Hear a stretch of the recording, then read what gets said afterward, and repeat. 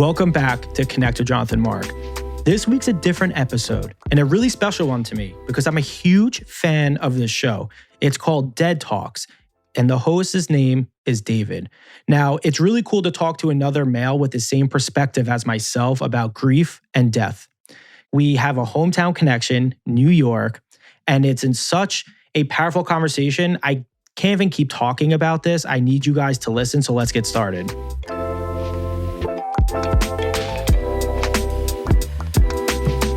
Thank you so much for coming on, and I'm a huge fan of your show.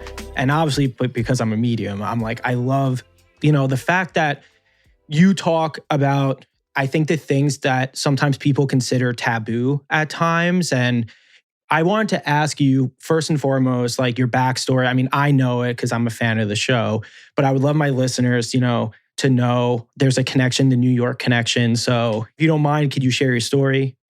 Yeah, sure. Just cut me off at any point. I tend to rant sometimes, No. so just give me a signal.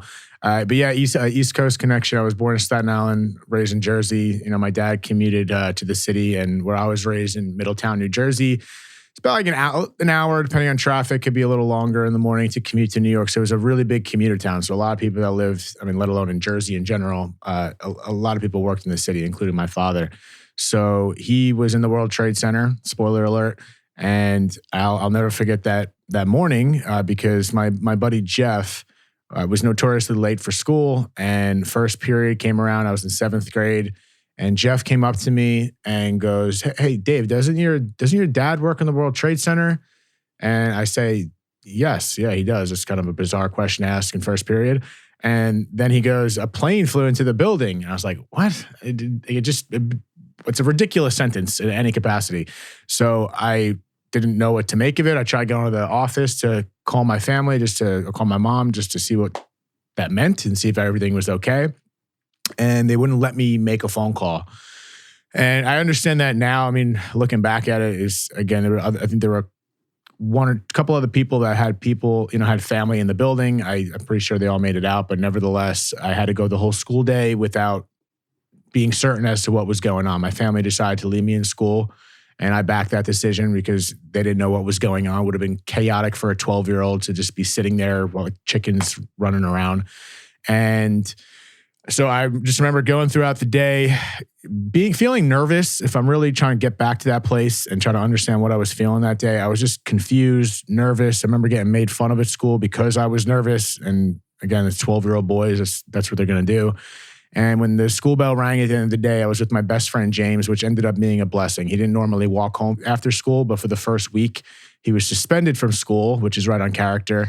So his mom asked, not from school. He was suspended from the school bus from last year's actions, whole nother story. And his mom asked if he can walk home with me till she gets home from work and pick me up. And I say that was a blessing because there's no one else that would rather walk by my side that day. And I don't remember what we said. I remember asking him plenty of times to see if he remembers. He just remembers it being really quiet. So sometimes words don't have to be said to console someone. I think that's kind of what I pull from there. And it was just the perfect person to be by my side. And I'll never forget walking around the last bend before I got to my house, because that's when I saw the cars outside. And that's the moment of recognition that, okay, something happened. There shouldn't be 10 cars outside my house. We get inside, we get separated, and I feel like I recall someone trying to keep me away from the TV. And I forced myself to the TV to see what was going on, and that's when I saw the footage for the first time. And I remember just breaking down, and everything just went black.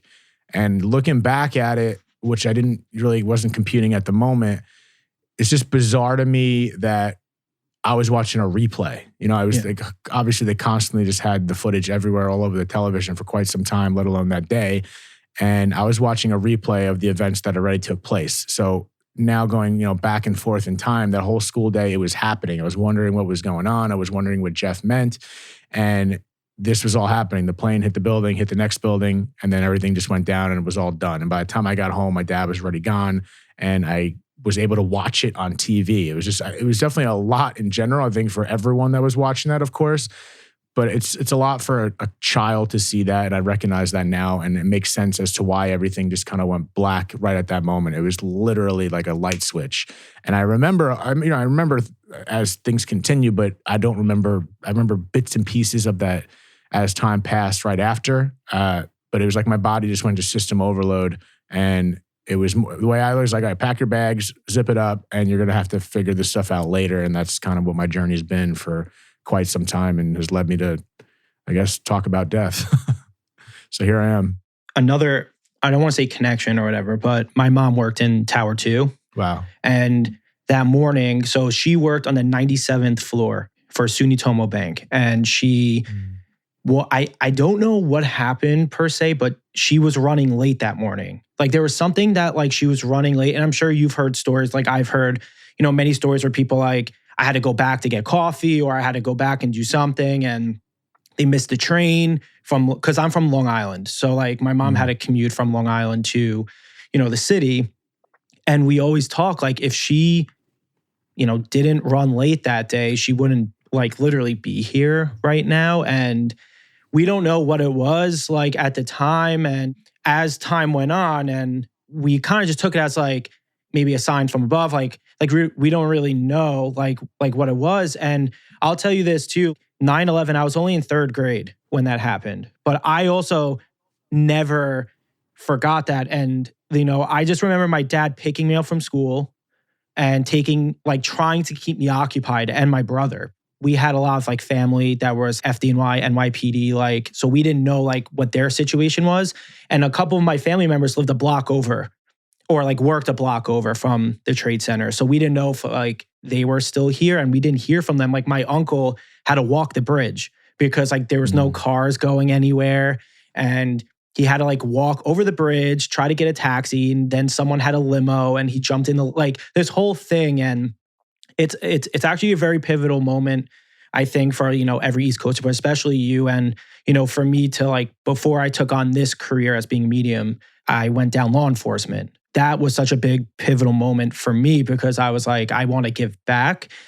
I wanted to ask you, I'm sure, we're talking about death all the time. People always talk about signs and, all of that, and obviously because of what I do, I firmly believe in signs. Like I firmly believe like when you're not expecting them, that's when they come hit you the hardest. And I wanted to ask you like your opinion on signs, anything that stands out to you. Because I think people like always have something. Yeah, I'm definitely a believer in that. I think the universe speaks to us in ways potentially more often than we think. And,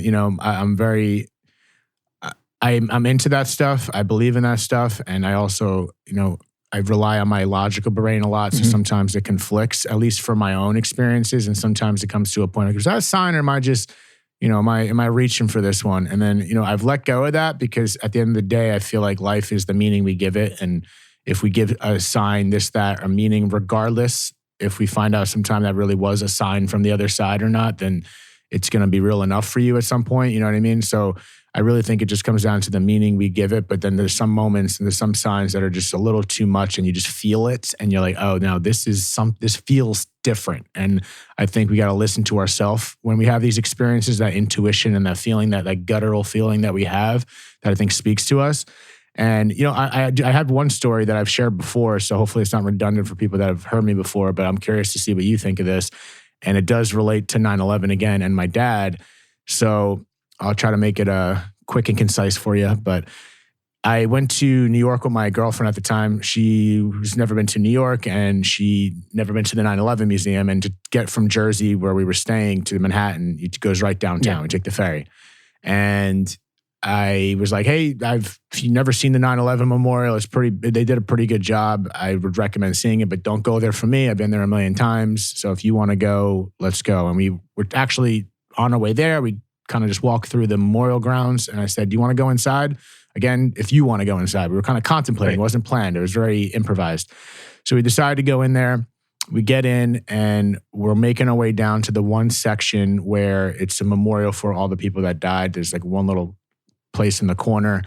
And as soon as we crossed the I guess, the audio threshold where we could hear what they were playing on the speaker, where they replay the names over and over again of people throughout the years, again, decades at this point. And so there's been a lot of different voices that have spoken over the years. As soon as we cross that threshold, I hear a voice and something's telling me it sounds very familiar. And again, this is probably a few second window, if that. And I hear, and my husband, David Ferrugio. And as soon as we went there, it was just like timing it of all. I was like, oh my God. We looked at each other. I was like, that was my mom. They just said my dad's name. That was my mom. And we both just got the chills, and we had that guttural feeling, that feeling that I was just kind of expressing in regards to what these signs can mean. And of course, I start going back and forth of that. Yeah, of course, there is a statistical probability that could happen, of course, but the timing of it all and the way that it felt just felt like a nod, because we were outside just toying. And when should we go? So the timing had to work out absolutely perfect for us to just cross that audio threshold, to hear it for the first time, that he was even playing something, and then hear my mom's voice say my dad's name. It just, I remember I got choked up and I started like tearing. And I feel like that reaction that I got and that feeling that I got just speaks to me so much, and the timing of it all, when I am balancing that woo-woo logistical aspect of if this is a sign or not, it was just hard for me to not think it was. And either way, it felt special. So like tomato to me, but I'll never forget that moment. And to me, that just, that was a sign from my dad, in my opinion. But regardless if it was or not, we're never going to know. And it was just really special to me. I have to be honest, that's definitely a sign. That's definitely, because like you can't, I mean, like for the people that are from New York and stuff, and obviously you, thousands and thousands of people. I mean, the timing had, like you said, had to be the most precise timing. Like when we lost people, it's all different names. I mean, like, and there's all different names and people, from like working in the towers to outside the towers. I mean, you can't make that up. And those are the signs that I tell people that, because I'm realistic. I always tell people, I'm like, if you're placing different things together to make a concise sign, then you're placing things together. But if you're like driving and someone cuts you off and there's number sequences that you look at. So like for me, like my aunt, her birthday was 7/10 when she passed away. So or July 10th. So when I see 7/10, I'm like, okay, because I'm not looking for it. And that car is cutting me off on the LIE or on like, like those highways. It's not like a planned time where I knew that this car with that license plate is going to cut me off. But I do think sometimes, and I give all people credit for doing this, and if it makes them feel better, then like, who am I to say anything? Because it's like, that helps them, and I just want to help people. But like, that is like, to me, one of the most clear-cut like signs. Like again, thousands of people, there's no way if you're contemplating going inside, and then you hear your mom's name saying your father's name, like there's like no way. Which kind of leads me to my next thing is there any episodes that I mean, your dad's watching you, and that's without question. Is there any episodes that, you wish your dad was there for or sat in on, like physically? Obviously, he's around you always. Yeah, I mean, it's hard for me not to say the episodes I know in my family. I had my mom on a couple of years ago, probably for the first time, with just me and her. And then I did the same day, me and my sisters. And then last year at the memorial, on the memorial grounds outside, which is cool, I did the family episode. So, I mean, that would make the most sense. I don't know if it would make sense he'd pop in for stories with people I never met. That'd be kind of weird, but that'd be cool to have him there. If that was cool, that'd be, but yeah, I think the ones with my mom and my family, even just, obviously if he was alive, but even just to learn his perspective, if you have perspectives up there, it's just kind of like, what does he, I ponder on that. I think, like, what does he think of how we got through this? What does he think of where we are right now? What would life have been if this podcast wouldn't exist? My podcast wouldn't exist. I wouldn't be on this path. And it's so interesting when these things happen to us, because you just dive into a totally different dimension. Your whole life gets split when certain deaths happened, or not even certain. I mean, certain deaths. I say that in a light way, of that it's just depending on the relationship that you had and the amount of, it's just different. It's different the way we lose certain people and what those relationships are. But I guess in my personal case, from my personal perspective, at 12 years old, losing my father, it was just, okay, my whole life has changed. I had my life from 1 to 12, and now it's 13 to 36 has been a completely different dimension. And I do have these thoughts about what my dad would say. What would he think of me? What advice he would give me? So when it comes to these episodes I have with my mom where I learn their stories, I do wonder what my dad would think. And the closest thing we can get is, communicating with one another, and that's all we got. I think that's amazing that you have your mom on. I'm still like waiting to have my mom on to do this. So you should do it, man. That's great. Yeah, no, I definitely am, because she's such a big part of like what like this is with like myself. And I think family is so important. But I do agree with you with like the type of death, right? It doesn't like, maybe it's your best friend that holds so much weight that it hits you so much harder than, and again, I'm not lessening someone's passing of like a grandmother or someone who you didn't really have like the closest relationship because maybe you lived far apart or something. It doesn't mean you don't love them and you don't miss them in any way.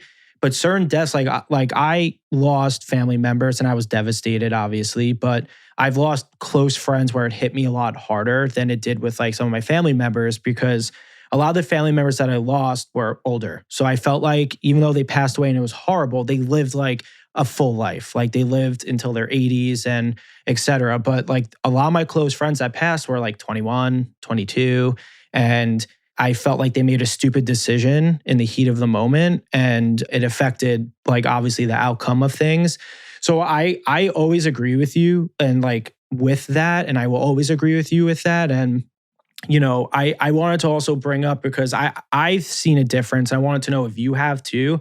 I've seen a huge, when I say shift, I don't mean that in like a spiritual sense. I just mean like a shift in the sense that people are more open to talking about death and men are more open to talk about. Because when I do readings, and I think people will kind of associate a medium reading just females, like the audience is like heavily female. But I have to be honest, like I read 50% men or males and 50% females now. And they're like all types. There's like military, there's like, accountants, there's like everything. And it's just very interesting to see recently this shift of like people wanting to hear more. Like they're curious and they just want to hear more. And I wanted to know if you've noticed that, like a shift recently, because I've noticed it only in the last like 3 years maybe. And I know COVID maybe had something to do with it, because I do believe like the mass like change in the world. But I wanted to know if you felt that way as well too. Yeah, 100%. Also, when you said you don't mean it in a spiritual way, the medium says he doesn't mean it in a spiritual way. I don't know about that, man. No, but I know. Besides that, I know. No, I'm just messing with you. No. I said it recently. I don't know who I was talking to. I've said it multiple times. I was like, there's definitely been a shift. I've noticed it. I felt it. And I think, I launched my podcast around 2020. So I've been paying attention even more for the last 5 years or so, let alone just on my own journey, and just my antennas are geared in for this stuff now at this point in my life. But there's definitely been a shift, more of an openness. I think people are more open to these discussions, and I love seeing that, because that's a big premise of what I'm trying to do, is just get people talking and communicating and being open to different perspectives. And that's a big part of my discussions, is sharing as many perspectives as possible, regardless if I agree, to open that door and start these communications and allow more people in. And especially with men, because my audience is like 70% female. Mm-hmm. And for a good reason. Men just typically just don't go this direction. Right. Women are way more open about it, which is great. And I hope men will consider being more open about it. And I think that's part of this shift. I have noticed that. And I think what you said, COVID, is probably, in my opinion, the biggest shift. I think it's as cliche as it sounds, you can't really ignore it. That was the first time I don't know what experience in this generation that has had to face the mortality in such a collective manner and witness all this death. And obviously we see it all the time with wars and with the news that just spews negative bullshit at us all the time. It was a shift. And I think a lot of people had to go through it, not just witnessing their own grief and loss that people had to, go through during that time. But it was a consciousness that shifted in that moment. It was having to face death for the first time for a lot of people. A lot of people were alone and were just having a lot of mental struggles for having to be alone during this time and locked up. And I think a lot of people were not as comfortable alone as they may have thought they were, and had to face a lot. And I think it forced people to face whatever they were going through in their own unique way. And it opened this door for people to listen to people like you, and hopefully listen to my podcast. And I just think it's this collectiveness that is just all moving at the same way. So who knows if it was exactly COVID? I think maybe that was a trigger and that helped a lot. But there's definitely some kind of shift happening, which is, I think, beautiful, of this awakening, if you will. It's almost like a reversal where the way I see it, in centuries ago, it would be people would be asking those philosophical questions. They'd be asking, why are we here? Who are we? What happens when we die? In ancient history even. And then we progressed during this time of, way down the line of industrial revolution and focusing on technology to where we are now. And I wonder if it's kind of like we peaked at that, even though technology is never going to slow down. We're going to continue on that path. But it got to a point of, instead of this innovative pressure of moving forward as humans, we're kind of reverting back to that philosophical existentialism of asking, why are we here? And I'm noticing more religious talks out there, which, regardless of what you think about religion, is starting to ask that question about, who are we? What are we? Why are we here? And I have noticed that shift. And the reason why, I think, is everything we just discussed, but also who knows? And regardless of the reason, we're here. And I think it's a really special moment.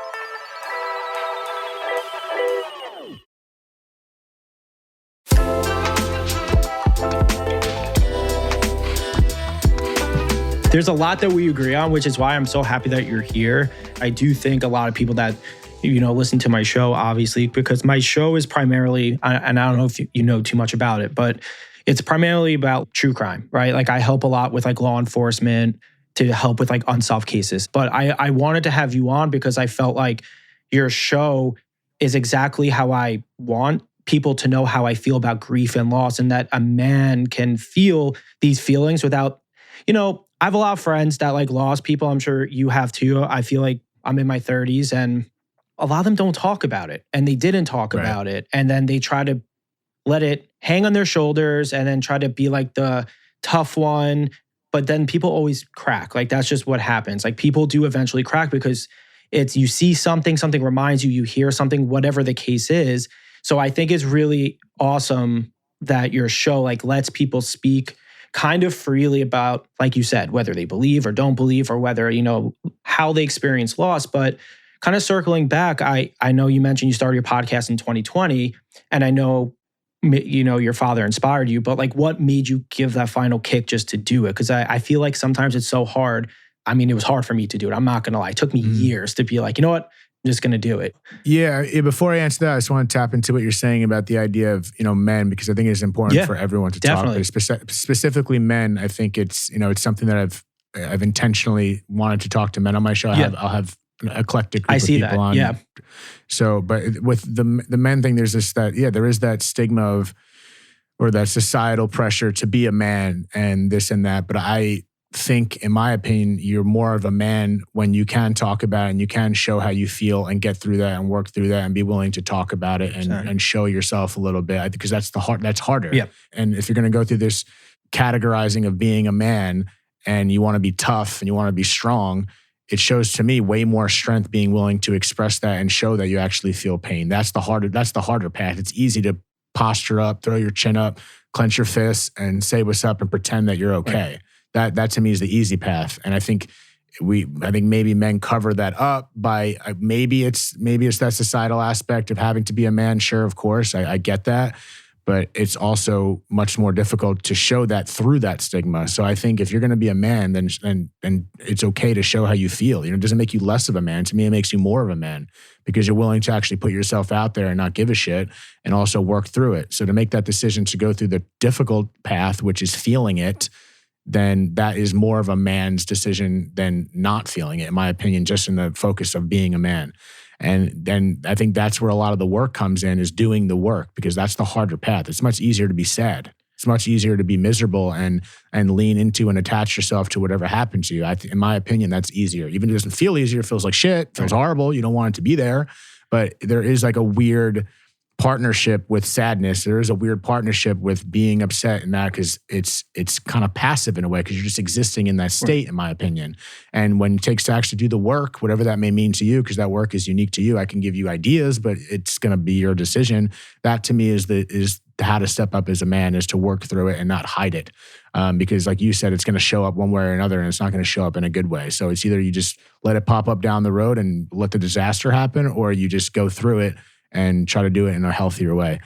So that's just my thoughts on there. I can talk for another 4 hours to clarify what I mean there. But in regards to the question that you did have for me, I don't remember a big moment in regards to when I kicked into gear, but I just remember making a decision that, this is what I want to do. And I had to change my ideas many times. I had a layover in Denver one time before I started the show. I want to say in 2019. And I spent a couple hours by myself just walking the streets of Denver. I picked up a joint. I was smoking weed in the street by myself. And I started getting a little toasty. And I called my buddy. I was like, "Yo, Will, what if I just talk to comedians? Because, I want to keep the lightheartedness. I want the humor involved. I want to make the conversation easier." And I was like, "No, I can't just talk to comedians. I can't just talk to people that lost their parents. I want to talk to everyone. Everyone has a story around death in their own unique way." And so I made that decision at some point. I was going to talk to everyone and have an eclectic conversation around the conversation of death, whether it's religion, afterlife, science, true crime, mafia, whatever it may be, grief. And I just did it. That's really all it is. There's no magic sauce from I don't think anyone that does anything, whether you're building a Fortune 500 company or a small business or a podcast, it's just that first step. Yeah. And getting started is the hardest thing. And the only reason, getting started isn't the hardest thing. It is, but the only reason to me why it is the hardest thing is because we're thinking way down the road. And that's good to have. I think it's important to have a goal. And you could this is an X variable. You can put this in for anything that you're going through or trying to accomplish. It's important to have that goal and know where you want to get, but we obsess about the path of how to get there. And we're trying to fill in the meat before we even put the first piece of bread on. So you got to put that first piece of bread on and the meat will follow. You got to, have a plan, sure, line it out, but don't obsess about it, because the more you obsess and try to get it perfect before it even exists, you're never going to get started. So it's just that first step. If in this case, I had to find a space. I asked around because I didn't have a space. I bought some cheap mics at the time and just did it. I asked around for people. My buddy's like, "Oh, I know Guillermo. Guillermo has a story. Ironically, his dad died in a plane crash. He would talk." So that was my first guest. I just asked around, found my first guest through friends. I got a buddy to give me a space. And the conversation was great, but the episode was terrible. I didn't know what I was doing with terrible in a sense of my production. Like, Guillermo was great. The first conversation was awesome. But when I'm looking back at it, I'm like, oh my God, the quality's so bad. I'm not even centered. I'm asking horrible questions. I'm talking too much, yada, yada, yada.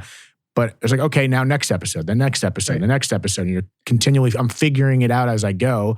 And now I have more of a game plan based on just getting started. So I think with anyone that wants to do anything, it's just get out of your head a little bit. Don't obsess about being perfect right off the rip, because you're not going to be perfect at any point, let alone off the rip. Yeah. And just trust that you're going to figure it out along the way. And I think that's a lesson for life in many aspects. Sometimes we don't see the path, but we know where we want to be. And knowing where you want to be is more important to me than obsessing about how you're going to get there. You just got to trust that you're going to figure it out. And even now, I'm not even sure if I figured it out, but I'm still doing it. So something there. No, it's funny because that's how I viewed when I started doing the medium stuff was I know, I envisioned of what I wanted it to be and how I wanted to help people. But I knew that practice made perfect, essentially. I knew the more I did it, the more I kind of, used that muscle or whatever, people want to call it, the more it was going to come in more clear, the more I knew how to do something. And that's the same with this. My first episode, I'm still novice at this, I would say, probably. There's people that have hundreds of episodes and I am learning as I go. But I always tell people too, it's I think practice does make perfect. I feel if you're kind of what you were saying, if you're just going to start something and you have the vision, but you expect to be at that end point, that's a humbling experience, because then you look back and you hear it and you're like, whoa, that's not, because I look back now from the readings I did years ago, and I have clients that will come back to me 7 years and they're like, you're completely different with how you did it. They're like, you were very slow with it. And now they're you're very different. And I attested to practice makes perfect. I wanted to also touch upon the comedian side of things, because when I started doing readings in LA and stuff, my goal, or not goal, but my vision was to read men and read the men that are the most skeptical. That's how I viewed it. I'm I didn't want to go towards the people that were the most open. One, I wanted to challenge myself. I didn't want to do what the other mediums that were already doing it. So I had that same thing. I was I'm going to go to the comedians because they're the most skeptical to do things. They just are. So I had to read like a weird story I won't get into, but like Bob Saget's best friend. It was just a coincidence of how I read him. We were in the same hotel. Someone connected us. We didn't even know we were at the same hotel at the time. And then I did like The Fighter and the Kid with Schaub and Callan. They're skeptical people just by nature. And it was just like me going down that picket line of like going after those people, I felt was like my path, which is why like I go very heavily into true crime, like with helping like law enforcement. I had to prove myself years and years and years of like doing this and stuff. But I don't know. I just feel like when you read those people or you have those conversations with those people that are by nature very skeptical, like FBI or comedians, whoever, then that guy or that woman who was on the fence, it kind of pushes them over being like, all right, like if you spoke to that person and they're now maybe a believer or they're leaning towards believing, then it helps them. So like that's another similar thing too. So well, let me ask you. So when you've had these conversations with people that are skeptics, for example, has it taught you anything in regards to questioning even your abilities in one way, or are you just so full-fledged and so sure at this point that it really doesn't shift anything on your end in the opposite way? I wish I could stand here or sit here, and say I'm like confident every time I go into a reading. The truth is I'm not. Like the truth is I get anxiety before it. There's so many, fakes, right? Like there's fake cops, fake lawyers, like people that aren't what they say they are. There's bullshit artists everywhere. Yeah. Like in any field. Yeah. I feel like I have I don't want to say chip on my shoulder because that's not the right term, but I feel like I need to prove to even the believer that this is real. Like it doesn't even matter. But like when I go to a skeptic person comes to me, right? I always say, just sit down with me for 10 minutes. Like I'm not going to try to preach you on stories. I'm not going to preach you on the afterlife. I could say things I'm blue in the face. It doesn't really matter until you experience something, I truly believe. So like I'm done and I really haven't ever done that. So I do think I learned like people, a lot of the times people are scared of the afterlife and that makes them very skeptic because they don't, they had like a tough upbringing or tough situations and it's just like hard for them to wrap their head around like that there's something else. But when you sit down with them and you do the reading for 10, 15 minutes and you really get into the nitty gritty stuff you can't Google or you can't like look into, I like seeing the turn, but it has taught me that people are just, and I'm not classifying everyone like this, but I think the unknown is scary to people. I think the unknown is just scary. So that's kind of what I attested to from a lot of different like military law enforcement people that come to me. They believe in it, but they're scared of it because they don't know. Like they think when they come to a medium, like your deepest, darkest secrets are going to come out and they don't want that. But that's not what a reading really is. It's not like hitting those deep, dark secrets. It's connecting you to a loved one or a friend. Like that's just what it is. Yeah, and so do you have to turn it off? Like coming into this conversation, do you have to just, okay, I'm off right now and you're not going to get anything, or you have to like hit your finger and all of a sudden, okay, now I'm turned on? Or like how does that, you know what I mean? Yeah, no. I know exactly what you mean. I know exactly what you mean. I've learned to ignore it because in the beginning, I couldn't ignore it. It was like kind of like floodgate just coming in and then I would get very drained. I'd get migraines. I'd sweat a lot and stuff. So like in this interview, I definitely I'm ignoring it, if that makes sense. Like it's there and I know it's there. I can feel it's there, but I'm not, it's like, I guess it's like a light switch kind of. Like I crack my neck, I get in the zone. And once I'm in that zone, then it's a reading. But for the most part, it's always there. I just, I've learned that it can overtake your life if you just constantly go up to people and read people like you see on TV or whatever. So like, I'm just trying to do it the right way. And also I've had experiences where when you do that to someone, it's not that they're not receptive. They don't want their personal stuff out there. So they're like, stop, like don't talk. And it becomes super awkward. So like, I've kind of learned not to cross boundaries with people too, unless they want that line to be crossed. I want to respect anyone who I'm speaking to. Yeah, that makes sense. I mean, some people just don't want that. Yeah. Some people don't want, even if they believe in it, they just think it's crossing a line. Definitely. I've had whenever I talk about the afterlife or have mediums on and cross that line of religion, I've definitely noticed some data points, and there's a lot of Christians out there. I was raised Catholic that think it's talking to demons and think, so they don't necessarily not believe it, but they just think it's wrong and it's a demon talking to you and we shouldn't be doing this. Yeah, that's very interesting you bring that up. I've had that experience too, where like people that are very heavily like Catholic, Lutheran, Protestant, whatever it is, they come to me and then they sometimes regret it midway through. Like it's like a midway through, they're like, shit, maybe I shouldn't have opened up this door. I should have just stayed believing, like there's something else there. But it's interesting too, because I'm also seeing a change in that religious side of things as well, where people may have religion, but they're also spiritual at the same time. Like they may believe in a higher faith, whatever that is, but the spiritual side's still there. And I always tell people the God's honest truth. I never want to like lie in any capacity. Whatever religion you are, when I do reading, they come through the same. One is not better than the other. One's not more clear than the other. They're all the same. Like they just come through their energy and that's what it is. And people are fascinated by that for some reason.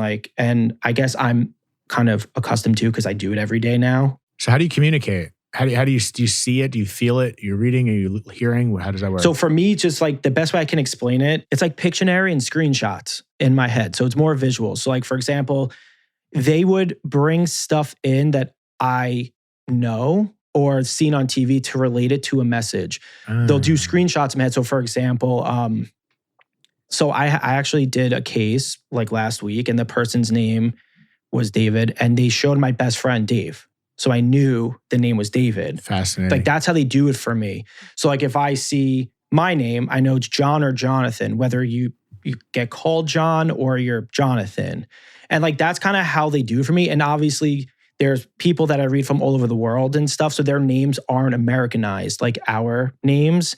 So what they do is they'll show me the first initial and a strong vowel at the same time, just to kind of help me with the name if I've never heard of the name before. So they do stuff like that. And when I just do readings in general, when they show someone's passing, they'll do something maybe that I've experienced or have seen firsthand with the passing, like maybe someone taking their own life, or with like these unsolved cases, they'll put movie clips in my head to show me like kind of the sequence of events of what happened. So it's kind of like that. It started off as Pictionary and then it kind of evolved to these like screenshots. That's wild. Yeah. That's crazy. Yeah. That's so wild. Yeah, it's bizarre. And because like when I work on these cases, like a lot of like the detectives or whoever that are on like the particular case, they ask me the same stuff because they're sitting in on the call and they're like, how did you know this? And I'm like, well, just imagine you're watching a movie and the movie you've seen like The Godfather and they showed me this and they put screenshots. I'm like, that's kind of like how they do it. And that's, I think a lot of like these mails that I've read, they turn because I help with law enforcement and they're like, those are the most skeptical people just by nature. Like they're like known to be skeptical. And I know that firsthand. It's very interesting. It's like a very interesting thing when I do these readings and people like, how did you do that? Because I still don't know how it fully works. I would lie to people if I said I have this all figured out because I don't. Yeah. I mean, and then I think some people get it confused as, okay, if they're connecting to the other side, why don't you know this? Why don't you know that? Right. And to me, it's just always been like, you're not getting, doesn't mean you're getting all the information. Right. It's like you might not be able to control everything. It's like you kind of just a little bit of a interpreter and a messenger of when things come through. And sometimes they do, sometimes they don't. And it's not this, evergreen, perpetual path of just downloading everything that exists and all their information. So it's, I think that's where it comes in with the skeptics like, oh, well, you don't know this, so it must not be true. It's like, well, maybe they're just not getting that message and maybe there's a reason why not. Yeah, and what's interesting too, there's like two things. The first thing people say is, can I get the lotto numbers? And it's like, come on, man, like that's not even like what a medium is. But the second thing is I think sometimes people will come to a medium, whether it's myself or someone else, and they want to hear from someone specifically or something specific from that person, but that person doesn't show up and another person comes through because there's a more important message to get across from that person to maybe someone in their family than it is for the reading for themselves. So from their perspective, they're like, that this wasn't a good reading because this person didn't come through. And it's like, well, you neglected the 90% of the stuff that maybe wasn't directly for you, but it was important. So I think that's very true. Like if people have this misconception that you click a button and you just get downloaded like pretty much everything from the person's life and all their secrets. And it's like, it's really not like that. It's just you get like you're the medium. There's like you, and then there's the spirit, and you're just the medium person interpreting what, because I misinterpret things. I'm human. Like, I'm not like, I could be like, I see this, and they're like, no, but maybe this is what you meant. I'm like, maybe. Then I have to validate it like later on. So you are 100% right with that. Yeah, that makes sense. It is a little bit of an interpretation. That's why you have to ask those clarifying questions, if this makes sense or not, and then continue forward with whatever pieces you're getting. That makes sense. Sick. Yeah, man. I just want to say thank you like so much for coming on. And can you tell people where to find you, your podcast, everything?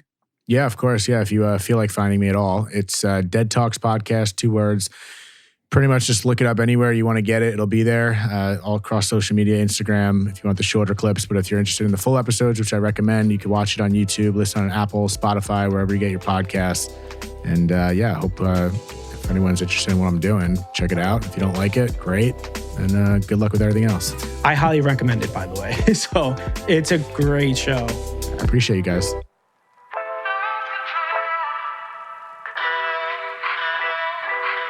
David, thank you so much for coming on. And I just will remind you guys, listen to his show, Dead Talks. It's on all streaming platforms, Apple, Spotify, Amazon, everything. Please do not forget to follow, rate, and review the show. It helps out so much. If you have any cases that you want myself to talk about or that your family's directly affected by and need help, please email connectjonathanmark@gmail.com or send a DM to my Instagram at jonathanmarkmedium. All right, guys, I'll see you next week.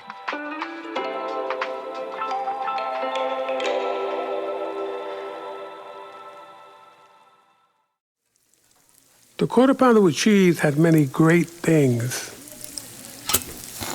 Maple-flavored griddle cakes isn't one of them. McDonald's breakfast comes first. Ba-da-ba-ba-ba.